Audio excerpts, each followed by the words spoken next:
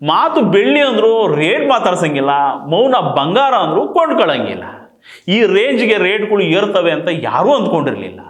ಇವಾಗ ಎಲ್ರಿಗೂ ತಲೆ ತಿಂತಿರೋ ಒಂದೇ ವಿಷಯ ಅಂದರೆ ಬೆಳ್ಳಿ ಬಂಗಾರದ ರೇಟು ಯಾಕಿಂಗ್ ರೈಸ್ ಆಗ್ತಾ ಐತೆ, ಯಾವಾಗ ಕಮ್ಮಿ ಆಗುತ್ತೆ ಅನ್ನೋದು. ಹೋದ ವರ್ಷ ಇದೇ ಟೈಮ್ಗೆ 1 ಗ್ರಾಮ್ ಗೋಲ್ಡ್ 8,800 ರೂಪಾಯಿ ಇತ್ತು, ಇವಾಗ 16,000 ಆಗೈತೆ.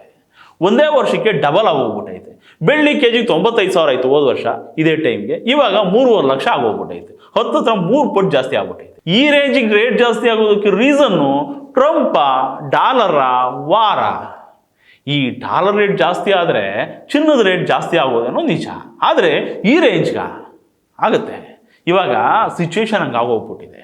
ಇವಾಗ ನೋಡಿ 91.5 ರೂಪಾಯಿ ಇದೆ ಡಾಲರ್ ರೇಟು, ಜೊತೆಗೆ ಇಂಟರ್ನ್ಯಾಷನಲ್ ಮಾರ್ಕೆಟಲ್ಲಿ ಗೋಲ್ಡ್ ರೇಟು ಜಾಸ್ತಿ ಆಗ್ತಾನೇ ಇದೆ. ಅದಕ್ಕೆ ನಮ್ಮ ಇಂಡಿಯಾದಲ್ಲೂ ಕೂಡ ಗೋಲ್ಡ್ ರೇಟ್ ಜಾಸ್ತಿ ಆಗ್ತಾ ಇರೋದು. ಈ ರೇಟ್ಗಳನ್ನು ಕಂಟ್ರೋಲ್ ಮಾಡೋ ಗೇಟು ನಮ್ಮ ಮೋದಿ ಕೈಯಲ್ಲೂ ಇಲ್ಲ, ಗೌರ್ಮೆಂಟ್ ಕೈಯಲ್ಲೂ ಇಲ್ಲ.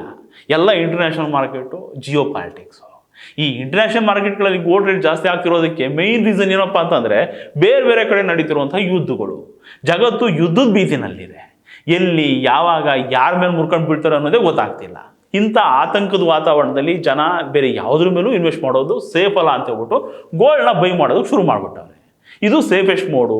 ಎಂಥ ಟೈಮಲ್ಲೂ ಚಿನ್ನ ಬೆಳ್ಳಿ ಸೇಫು. ಅದಕ್ಕೆ ಎಲ್ಲರೂ ಇದ್ರ ಹಿಂದೆ ಬಿದ್ದಿದ್ದಾರೆ. ಬರೀ ಜನ ಅಷ್ಟೇ ಅಲ್ಲ, ಎಲ್ಲ ದೇಶಗಳು ಸೆಂಟ್ರಲ್ ಬ್ಯಾಂಕ್ಗಳು ಕೂಡ ಚಿನ್ನನ ಸ್ಟಾಕ್ ಮಾಡೋದಕ್ಕೆ ಶುರು ಮಾಡಿಬಿಟ್ಟಿದ್ದಾವೆ. ಈ ಸೆಂಟ್ರಲ್ ಬ್ಯಾಂಕ್ಗಳು ಅಂತಂದರೆ ನಮ್ಮ ರಿಸರ್ವ್ ಬ್ಯಾಂಕ್ ಇದೆಯಲ್ಲ, ಅದೇ ಥರನೇ ಅಮೆರಿಕದ ಫೆಡರಲ್ ಬ್ಯಾಂಕು, ಚೈನಾದಲ್ಲಿ ಪೀಪಲ್ಸ್ ಬ್ಯಾಂಕ್ ಆಫ್ ಚೈನಾ.